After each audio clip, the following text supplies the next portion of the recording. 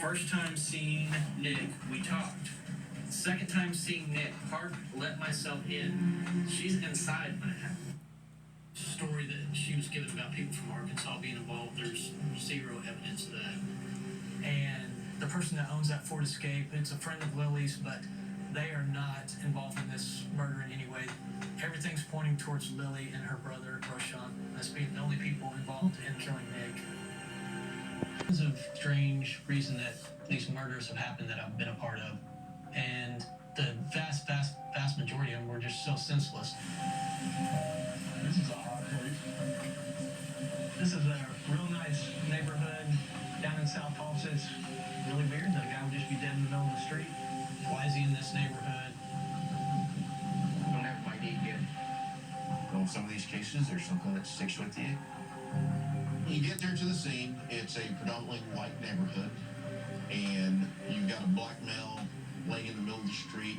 You just kind of scratch your head and say, what's going on? Was there anything in there? Like a bullet stuck under the skin? The man was shot once in the neck. And he gets shot. There should be a casing somewhere in this general. What I was hopeful for was getting witnesses. There was the 911 caller who saw the body in the road, so we had someone to talk to there. So I was driving back to my house. Who said they left at 10:05 and he wasn't here? So we have a time frame of what happened. 10:05. The neighbors had seen anything or heard anything. So the biggest thing that we hope to find at that point is neighbors that have video cameras. 2 hours. A video that points right out here.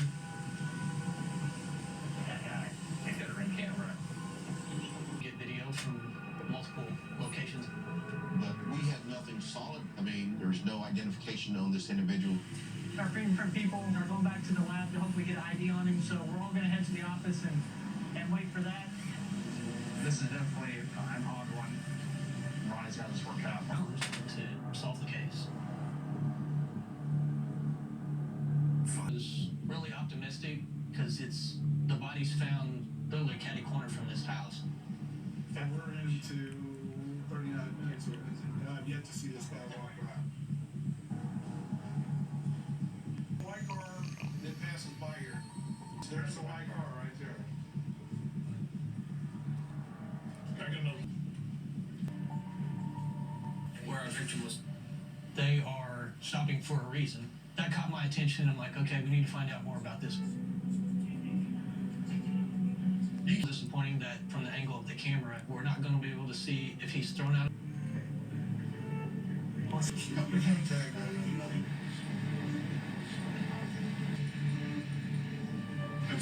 We had narrowed it down from there's a body in the street we don't know anything about to there's a newer white Toyota Corolla that we need to find. So that's encouraging. Technicians identified our victim. Joseph Brown. This is Brown, dude. Joe Solo. Out there looking at this guy is, hey man, that guy looks familiar. She's on his associates. 2 months ago, Detective Brown was seeking information from Joe and his girl, one he's still investigating. Joe and his girlfriends, they were in the drug community, that world.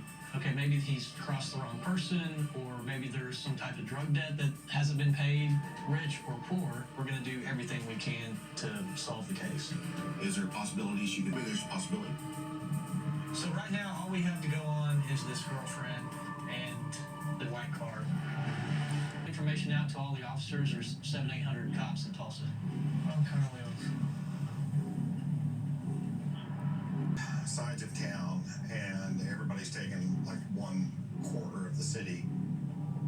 There's not a lot of white Toyota Corollas until you start looking for a white Toyota Corolla, and they are everywhere. Not feeling it. The victim's family, so Mark and I are going to go up to the mom's house and tell her the unfortunate news. Made a point to do a next of kin notification. It's the right thing to do. No matter what's going on in that victim's life at the time, there's still people who care for them and love them, and their families shouldn't be the ones suffering.